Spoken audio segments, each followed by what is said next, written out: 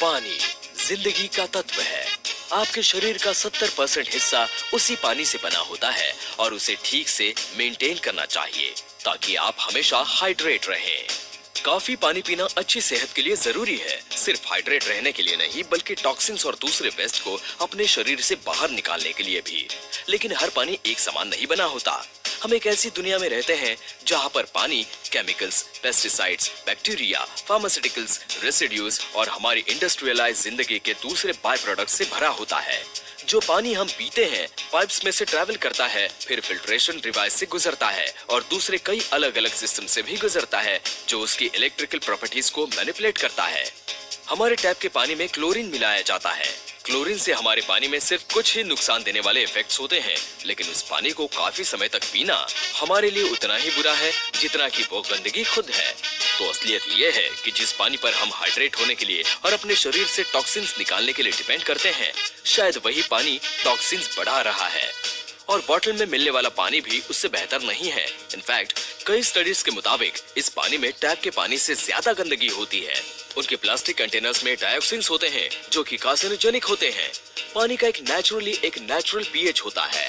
Municipal treatment process और environmental pressure उसकी acidity बढ़ाते हैं जो कि हमारे शरीर में जाते हैं जब हम वो पानी पीते हैं।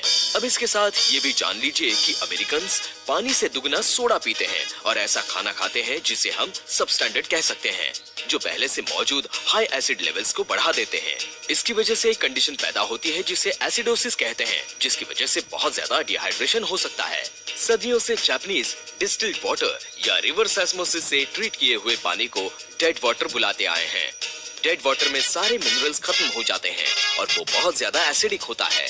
जब पानी एसिडिक होता है उसमें शरीर में होने वाले ऑक्सीडेशन को कम करने का बहुत कम पोटेंशियल होता है, जिसकी वजह से फ्री रेडिकल्स बढ़ते हैं जिनसे सेल्स, ऑर्गन्स और डीएनए डैमेज होते हैं। फ्री रेडिकल्स कई सारी हेल्थ प्रॉब्लम्स के जड़ माने जाते हैं और साथ में ही एजिंग प्रोसेस के भी। 80% से भी ज्यादा बीमारियां सिर्फ एसिडिक एनवायरनमेंट में ही पनपती हैं। इसलिए ये जाहिर बात है कि शरीर को उसके अल्कलाइन स्टेट में लौटा देने से हम अपने आप को फिर से तंदुरुस्त बना सकते हैं। और ऐसा करने का सबसे इफेक्टिव तरीका है ऐसा पानी पीना जो कि रिस्ट्रक्चर्ड हो और जो डेड वाटर को अल्कलाइन लिविंग वाटर में बदल देता हो। साफ साफ कहे तो एसिडिक पानी में इलेक्ट्रॉन से ज्यादा प्रोटॉन्स होते हैं, जिसका नतीजा है एक पॉजिटिव चार्ज। आयनाइजेशन के नाम के एक प्रोसेस के जरिए प्रोटॉन्स और इलेक्ट्रॉन्स का रेशियो रिवर्स कर देता है उसकी अल्कलिनिटी बढ़ाने के लिए, जिससे एक नेगेटिव चार्ज क्रिएट होता है। किसी भी सब्सटेंस का ऑक्सीडेशन रिडक्शन पोटेंशियल या फिर ORP उसके चार्ज से डायरेक्टली कनेक्टेड होता है। सब्सटेंसेस जिनके चार्ज पॉजिटिव होते हैं वो एसिडिक होते हैं और ज्यादातर नेगेटिव चार्जेस वाले सब्सटेंसेस अल्कलाइन होते हैं। और चार्ज जितना जीरो के नीचे जाएगा एंटीऑक्सीडेंट प्रॉपर्टीज उतनी ही ज्यादा होंगी, जिसकी वजह से सेल्यूलर लेवल पर फ्री रेडिकल से लड़ने की ताकत मिलती है। चलिए कुछ आम सब्सटेंसेस की ORP वैल्यूज पर एक नजर डालते हैं। कुछ पानी और सोडा एसिडिक पॉइंट के या ORP स्केल के हाई एंड पर होते हैं। जैसे आप इस स्केल के नीचे उतरेंगे आप देखेंगे कि ORP वैल्यू बढ़ जाती है, जिसमें लिविंग वाटर सबसे लो होता है। पैटेंटेड टेक्नोलॉजी से डेवलप किया गया यह हाइड्रोजन रिच अल्कलाइन वाटर बनाने के लिए डिजाइन किया गया है, जिसकी प्रॉपर्टीज हिमालय के हैंजा पानी की जैसी होती है।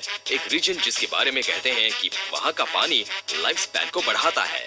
तो जाहिर बात है कि वो ग्लेशियल स्ट्रीम्स जो हैंजा के लोगों को पानी सप्लाई करती हैं, उनमें हाई अल्कलाइन पीएच लेवल होता है और नेगेटिव ORP।